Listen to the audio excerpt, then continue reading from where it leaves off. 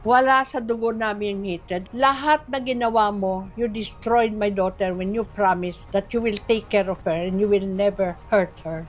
But you did not only the opposite, you did worse than that. Sinaktan mo siya, bodily, physical. Binubugbog mo siya, kinakaladkad mo siya sa harap ng mga neighbors sa garahe. Na ano yun? Na MRI, yung ano niya, sabi ko lahat. Pinalampas namin, hindi ka namin pinabayad kasi may Diyos kami. Ngayon, what brought me here now because nakalampas ka na, ano ka na, ayaw mo pa tumigil. Isang signature mo lang. Pera ni Claudine yung binayad doon, binili doon. Tag-promise ka na pipirmahan mo. Ngayon, bigla lang you change your mind. So, pinapakita mo talaga, hindi ka patapos sa torture sa anak ko. My daughter is not crazy. You made her, gave her a life, a crazy life.